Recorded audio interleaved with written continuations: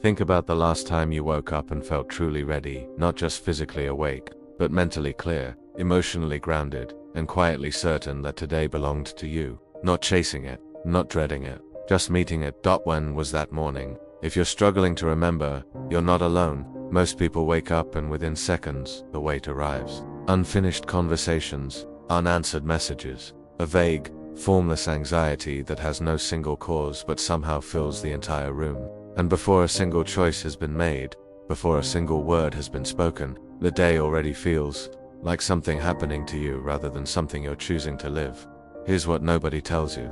That feeling is not a personal failure. It is not weakness. It is not a sign that something is wrong with you. It is a signal that your mornings have been surrendered quietly, automatically to everything, and everyone except yourself.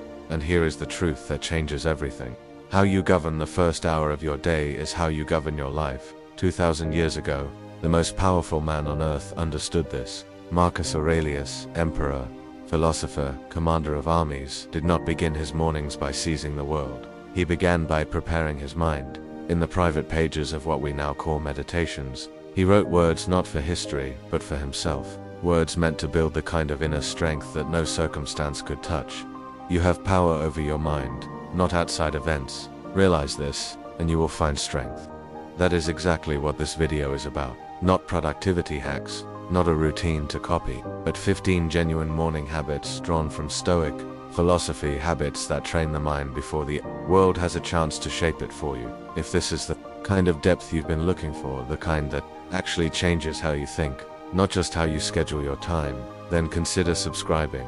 It helps this channel reach the people who truly need this message. Now, let's begin. Because the morning has already started, the only question is, who is it starting for?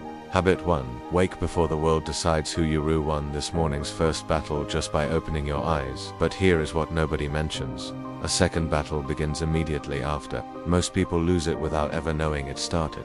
Who reaches your mind first, you or the world? Before sunlight fully settles into the room, identities begin forming. Notifications carry expectations. News carries fear. Social feeds carry comparison disguised as connection. Without noticing, the self begins adjusting to invisible pressures. Opinions shape mood. Algorithms shape attention. And slowly, the day's emotional direction is chosen long before conscious intention appears. The Stoics recognized this danger centuries before modern technology amplified it. Epictetus, born into slavery, understood external control more intimately than most philosophers ever could. His body belonged to another man, yet he insisted something essential remained untouched. The inner faculty of choice, what he called the power to decide how one interprets reality. He taught that freedom does not begin when chains disappear. Freedom begins when reaction becomes deliberate. No man is free who is not master of himself.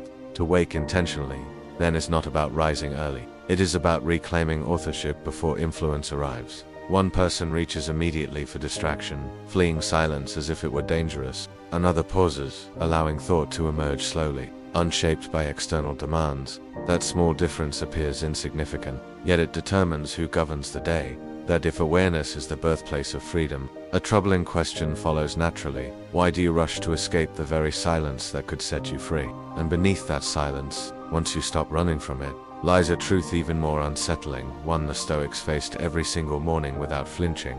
Habit 2. Remember, you will sit with that silence for just one moment, and something shifts. A truth surfaces that modern life works very hard to keep buried. Every morning you wake up is borrowed time, not metaphorically, but literally. One day, without warning, a morning will arrive that you will never see. And strangely, remembering this was not meant to create fear, but clarity. Seneca observed that people complain life is short while spending most of it distracted, postponed, or half awake. Days disappear not through tragedy, but through unconscious repetition. Plans are delayed, meaning is deferred. Life becomes something scheduled for later, a future that quietly shrinks with every sunrise. It is not that we have a short time to live, but that we waste much of it. In ancient Rome, victorious generals paraded through the streets crowned with glory, while a servant stood behind them whispering a reminder, "You are mortal." At the peak of power, death was deliberately remembered so illusion would not take root. The Stoics practiced Memento Mori each morning for the same reason. Awareness of death strips away trivial anxieties and exposes what truly matters. When time is seen as finite, attention becomes intentional, yet modern life teaches the opposite. Endless distraction, endless delay, endless assumption of tomorrow. If remembering death awakens meaning, then a deeper question emerges. What truths are you avoiding that only mortality has the power to reveal? And once you stop avoiding them, the mind encounters its next challenge, not the fear of what has happened, but the suffering created entirely by what might. Habit 3. Negative visualization, training the mind before reality. Does after confronting mortality, something unexpected happens. The mind, now awake and honest, turns toward fear, not the fear of what has happened, the fear of what might. And if you pay attention, you will notice this fear has been quietly running your decisions for years. The Stoics refused to treat this tendency as weakness. Instead, they turned it into training. They practiced premeditatio malorum, the deliberate visualization of loss, hardship, and uncertainty, not to invite despair, but to remove surprise. By mentally walking through adversity before it occurred, they weakened fear's ability to shock the soul. Seneca advised imagining poverty while still wealthy, rejection while still respected, difficulty while life remained comfortable. He understood that expectations create fragility. When reality contradicts comfort, suffering multiplies. But when difficulty is anticipated, the mind meets it calmly. Almost familiarly, he robs present ills of their power who has perceived their coming beforehand. Consider your own anxiety, fear of losing a job, fear of failure, fear of judgment. These fears quietly dictate your choices long before events occur. You avoid risks not because disaster has arrived, but because imagination has already convinced you it will. Negative visualization interrupts this illusion. It reveals that peace is not built on guaranteed outcomes, but on psychological readiness, and this creates an unsettling possibility. If imagining loss brings stability rather than misery, then perhaps happiness was never dependent on possession at all. So what, then, have you been protecting so desperately? The answer, when it arrives honestly, points directly to the next habit, the one that determines where you spend the most precious currency you own, your energy. Habit 4. Separate what you control from what you never did after. Imagining loss and discovering that fear weakens when faced directly. A deeper realization begins to surface. Much of your suffering comes from fighting battles that were never yours to win. The Stoics reduce this insight to a principle so simple it feels almost disappointing at first. Some things are up to us, and some things are not. Yet Epictetus insisted that misunderstanding this single distinction is the root of nearly all psychological distress. You have raged at traffic as if anger could move cars. You have replayed conversations, trying to control opinions already formed in another person's mind. You have measured your self-worth through outcomes shaped by chance, timing, and forces far beyond your intention. Reputation, success, acceptance, these become emotional currencies, despite never being fully yours to command. Some things are up to us, and some things are not. Epictetus taught this not from comfort, but from experience. As a former slave later exiled by political authority, he watched status vanish overnight. Those who anchored identity to power collapsed with it. Those who anchored identity to character remained unshaken. The dichotomy of control does not shrink life. It clarifies it. Actions belong to you. Judgments belong to you. Effort belongs to you. Outcomes do not. And strangely, this limitation creates relief. Energy stops leaking into impossible struggles. Attention returns to the only territory ever truly governed, the inner response. Yet, an uncomfortable question lingers.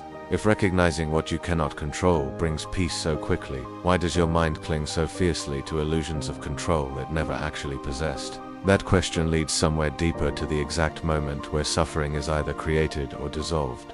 The moment of the first thought. Habit 5.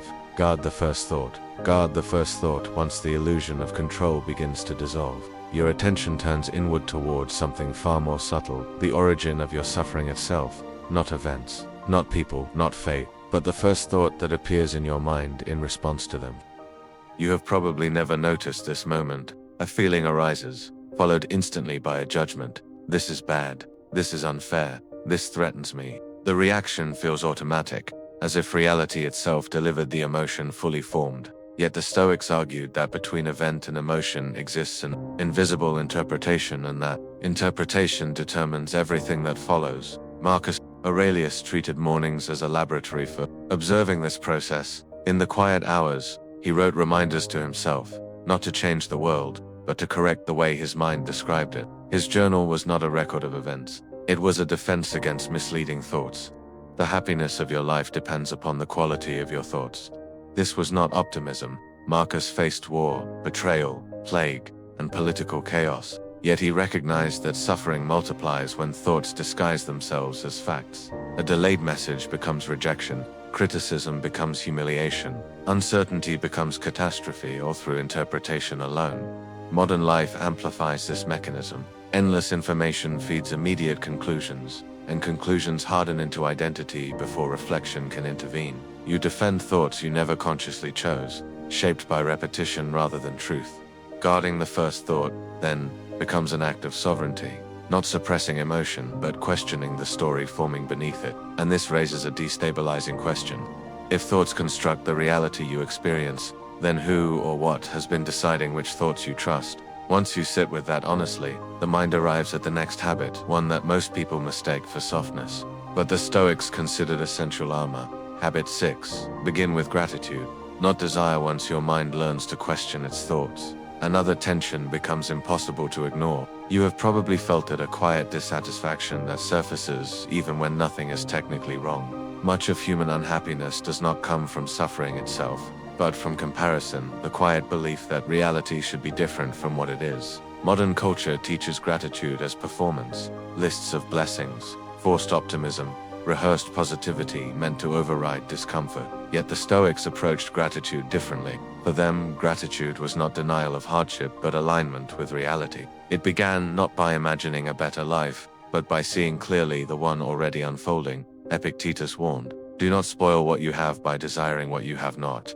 Desire, when unchecked, turns abundance invisible. The mind shifts constantly toward absence, what is missing, delayed, or out of reach, and in doing so creates a permanent sense of insufficiency. The Stoics recognized desire as a subtle form of resistance against existence itself. Every complaint carries an unspoken demand. Life should obey my preferences. But reality never signed such an agreement. Cato the Younger embodied this understanding, offered safety and comfort during political turmoil. He repeatedly chose hardship over compromise, valuing integrity above survival. His peace did not come from circumstances improving, but from refusing to measure life by comfort alone. Here emerges the early shape of amor fati, the radical idea of loving fate, not merely tolerating it. Gratitude becomes deeper than appreciation. It becomes acceptance of events as necessary parts of a larger order beyond immediate understanding. This does not weaken ambition, it removes resentment. Energy once spent wishing reality away becomes available for living within it, so a question remains unresolved. Can you embrace reality exactly as it is and find strength there rather than resignation? The Stoics answered this not in words, but in action, and their first act each morning was not philosophical, it was physical. Habit 7. Train the body to strengthen the mind. Discomfort arrives quietly, almost imperceptibly, and your first instinct is always to move away from it. Most people spend their lives perfecting that retreat. The Stoics spent theirs doing the opposite. Seneca, wealthy and influential, did not wait for poverty to strike. He practiced it voluntarily, setting aside portions of his life to live simply, to experience scarcity, to feel the sharp edges of discomfort without threat. Set aside a certain number of days, content with the scantiest fare, he wrote, not as a punishment, but as a deliberate exercise in mastery over body and mind. In these self-imposed hardships, he discovered a paradox. The less the body depends on comfort, the freer the mind becomes. The practice is subtle but transformative. When the body learns to endure minor stress, the mind learns to perceive fear, loss, and uncertainty differently. Anxiety loses its immediacy. Desire loses its urgency. The mind no longer confuses fleeting sensation with permanent harm. Voluntary discomfort trains attention and judgment, revealing how fragile you can become through dependency on comfort. Modern life obscures this training entirely. Climate-controlled rooms, endless food options, constant entertainment, every moment is buffered from reality. You mistake convenience for safety and indulgence for stability. Yet beneath the surface, the mind grows soft, reactive, easily unsettled by small inconveniences. A cancelled meeting, a delayed delivery, a brief confrontation, and the psyche trembles as though facing catastrophe. Stoics inverted this instinct. Cold baths, brief fasts, walking barefoot through streets, restricting possessions, each deliberate act of endurance expanded internal sovereignty. It was not asceticism for its own sake, but a method of inoculation against the unpredictable. The body's hardships became the mind's teachers, revealing a resilience that wealth, comfort, or status could never provide. And here lies the subtle yet disquieting question. If comfort controls most of your decisions, thoughts, and emotions, what happens when it is removed intentionally? When convenience no longer dictates behavior, who remains in command? Desire, habit, or deliberate choice? A body made resilient still needs a standard to act by, and that standard, the one the Stoics placed above all others, is where we turn next. Habit 8. Define the day by virtue. Not achievement. Achievement is tempting you right now, whether you notice it or not. The world has been measuring your worth in results since the day you were born. The Stoics considered this the most dangerous deception a person could accept. Marcus Aurelius confronted this truth every day. As emperor, he faced political betrayal, military defeat, and personal loss. Yet he judged each day not by victories won or enemies subdued, but by whether he acted rightly, whether he honored reason and virtue above impulse and convenience. Waste no more time arguing what a good man should be. Be one, he wrote, emphasizing that deliberation alone is empty. The measure lies in practice. Virtue, the Stoics held, is the highest good. Justice, courage, temperance, and wisdom are the only outcomes fully within human control. External success can be stripped away in an instant, but the character formed through deliberate moral action remains untouchable. Those who anchor their lives in reputation, power, or wealth discover fragility. Those who anchor in virtue discover resilience. Consider the Stoic statesman navigating scandal or exile. Friends abandon him, influence vanishes, yet his day is not wasted if he maintains honesty, fairness, and composure. In this framing, failure and success are no longer determined by circumstance, but by adherence to principle. One can rise morally even when life falls apart externally. Modern life amplifies the confusion. Society measures worth in wealth, status, and attention. You may have surrendered moral clarity for approval, convenience, or you may have defined yourself by what can be taken away or applauded, forgetting that character is immune to both praise and punishment. If these ideas are landing differently than what you usually find, if this feels less like a motivational video and more like something you needed to hear, subscribe, so the next time we go this deep you don't miss it. Redefining the day by virtue transforms everything. Obstacles become training, misfortune becomes opportunity to act rightly, and temptation becomes the test that reveals your true strength. Achievement may follow, but it is no longer the aim. And here arises a disquieting question. If virtue alone defines success, how differently would you live today, and what choices would no longer feel negotiable? That question carries into the next habit, one that most people overlook entirely because it appears, on the surface, to be about saying nothing at all. Habit 9. Speak less. Observe more. Your first words of the day arrive before intention does. Before you decide how you want to show up, before you choose what kind of person you want to be, habit has already spoken for you. You react, you echo, you respond to the world's agenda rather than your own. Epictetus, the former slave-turned-philosopher, confronted this daily on a different plane. He taught that listening, truly observing before speaking, is a discipline, a way to guard the mind from impulsive error. We have 2 ears and 1 mouth so that we can listen twice as much as we speak, he wrote. Not merely a call to civility, but a method for clarity. The Stoics knew that words unexamined are often prisons for thought. Speech without reflection reinforces assumptions, strengthens attachment to fleeting judgments, and blinds the speaker to reality unfolding around them. Morning silence, for the Stoics, was a laboratory of perception. Before the world imposed its chaos, they trained themselves to observe, to notice what arises internally and externally without immediate reaction. A fleeting irritation, a rising desire, a judgment of another's action, each becomes visible when the mind is quiet. The discipline is subtle. It is not suppression, but awareness.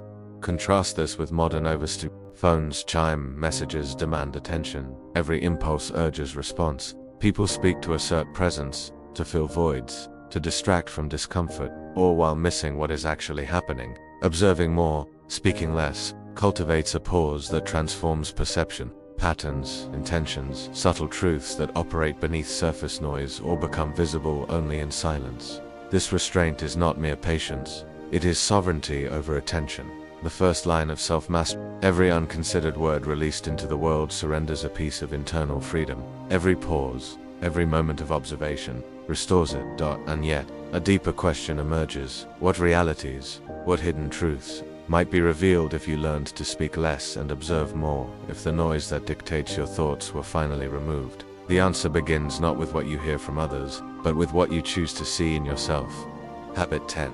Visualize the ideal self before any action is taken. Before the world makes its first demand on your attention, the Stoics believed a life could be designed from the inside out, not by planning outcomes, by envisioning the person who would create them. Marcus Aurelius, amidst the burdens of empire, would envision the ideal human being he wished to become: rational, composed, compassionate, guided not by impulse but by logos, the universal reason governing all. Look within. Within is the fountain of good, he wrote, not as a casual reflection but as a directive for self-formation. The fountain exists in each mind, unspoiled by praise, unthreatened by circumstance, waiting to be tapped through deliberate reflection. Stoicism reframes identity. Who you are is less the accumulation of experiences or the judgments of others, and more the consistent alignment with internal virtues. The practice begins with visualization. Imagine a version of yourself capable of responding without anger, choosing courage over convenience, embodying wisdom in daily interactions. This is not a fantasy of perfection. It is a blueprint of potential, a standard to measure each decision against. By holding this vision in mind, the external world with its distractions, failures, and unforeseen events loses its ability to define or destabilize you. Modern life bombards with comparison. Social media, achievements of peers, fleeting recognition, all tempt the mind to adopt borrowed identities. Visualization of the ideal self is a countermeasure. It roots your perception in your own internal metric rather than external validation. It is a subtle liberation, a reclaiming of narrative control. The practice is quiet, yet revolutionary. Each morning, before reacting to the world, your mind rehearses virtue, strength, and reason. Each challenge encountered becomes an opportunity to test alignment with the internal standard. Character is sculpted not by circumstance, but by persistent adherence to this imagined self, refined daily through reflection and action, and a question lingers beneath the distractions, the noise, the relentless pull of the external. What version of yourself has been waiting all along, untouched, unshaped, yet fully capable of emerging? Before you can answer, the morning asks something harder still. Are you willing to stop fighting what you cannot change, and begin working with what is? Habit 11. Accept fate before the day begins, before the sun fully rises. Your mind begins its quiet negotiation with reality. You have already started resisting something, a responsibility, a fear, an outcome you cannot control. You may not have named it yet, but it is there.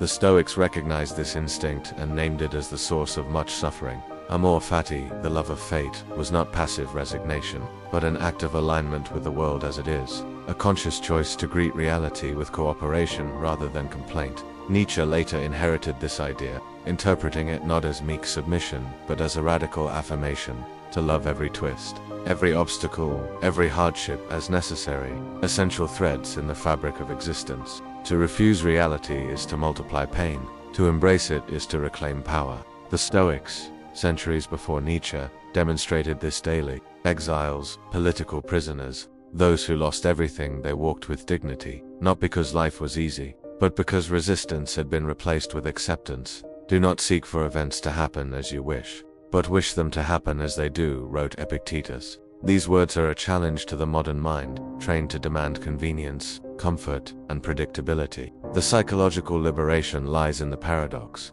Suffering diminishes not when circumstances change, but when the mind changes. The day begins not with strategies to manipulate the world, but with a surrender that empowers.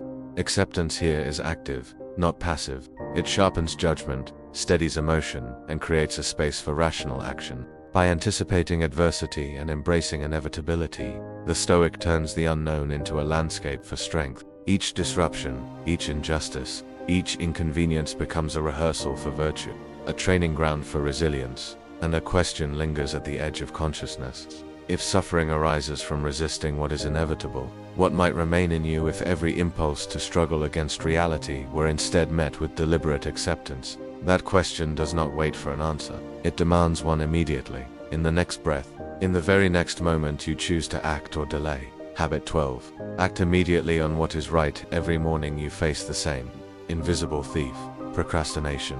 It has already visited you today, disguised as caution, as patience, as the reasonable idea that now is not quite the right moment.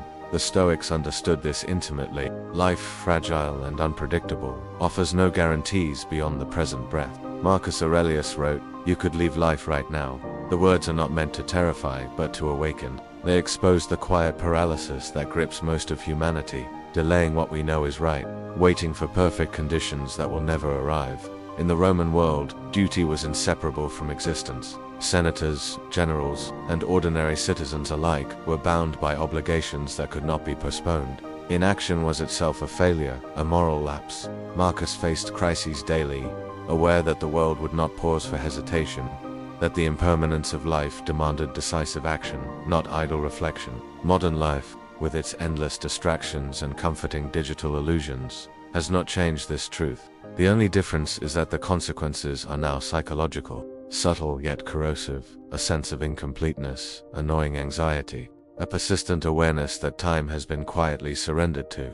Trivialities. Acting immediately is not a matter of reckless impulsivity, but of aligning intention with opportunity, of refusing to defer virtue. It is the recognition that the future is unknowable and that waiting often becomes a moral and existential failure. Each small act of courage, each decision to do what is right now rather than later, accumulates into a life of integrity. The Stoics did not wait for external approval or societal recognition. They acted because action itself was the ethical imperative, because life is finite and every moment of hesitation diminishes it. And yet, a question persists: if every moment could be the last, what act of courage, of honesty, of purpose, are you choosing to delay right now? What is left undone, not because it lacks value, but because you have yet to summon the will to begin? The Stoics had an answer for this paralysis. It did not come from more thinking. It came from turning outward.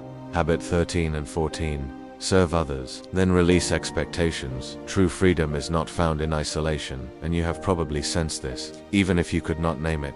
The moments that felt most meaningful were rarely the ones spent alone in achievement. They were the ones spent giving something of yourself without keeping score. The Stoics, often misunderstood as cold or emotionally detached, reveal a different truth. Virtue is inseparable from the community, and justice cannot exist without connection. Marcus Aurelius, ruling amidst political turmoil, and Cato the Younger, unwavering in principle, understood that the self is defined not by personal gain, but by the impact on the whole. What is not good for the hive is not good for the bee. This is not a poetic abstraction. It is a guide for navigating human interdependence, an insistence that our lives are entwined with others in ways we rarely acknowledge to serve effectively.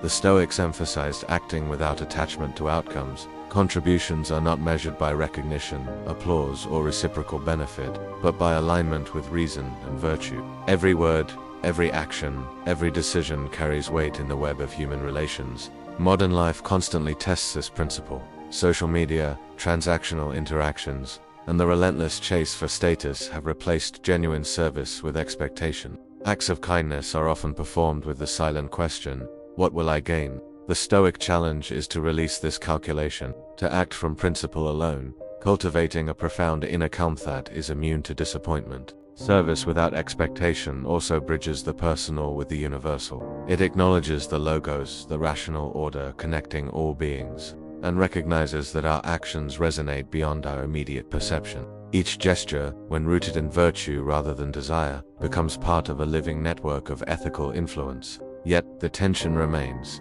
Humans are wired to anticipate reward, to seek affirmation. Breaking this instinct is uncomfortable. It forces confrontation with a hidden truth. Peace cannot coexist with conditional generosity. Real fulfillment emerges only when you give freely, knowing that the outcome lies beyond your control, and that the value of action is intrinsic, not contingent. And so, a question lingers.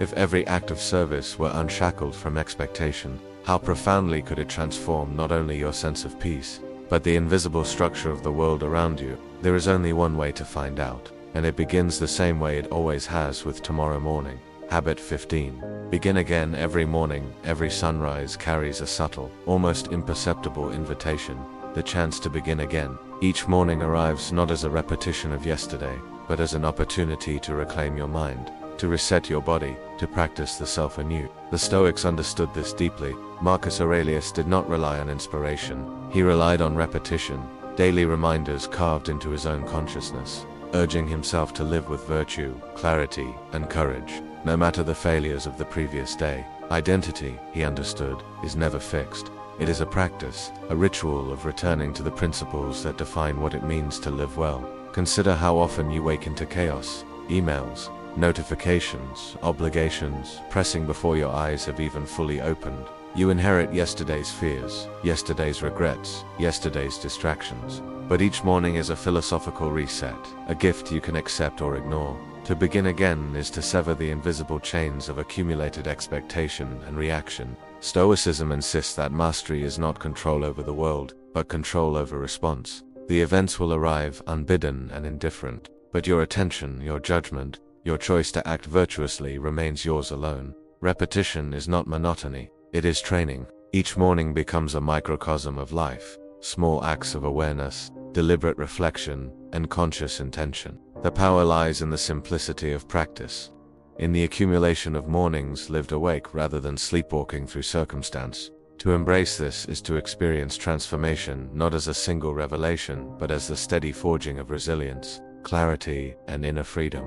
And so, the final question lingers, echoing through the stillness before dawn. If peace was never something to find, but something to practice each morning, what will you do when you wake tomorrow? Will you rise driven by fleeting motivation, or will you rise deliberate, shaped by the habits we have walked through together? If something in this video stayed with you, there is another waiting on your screen right now that will take these ideas further. This is Stoic Gallery, where we don't chase inspiration, we build the kind of mind that no longer needs it. Until next time, think slowly, act deliberately, and begin again.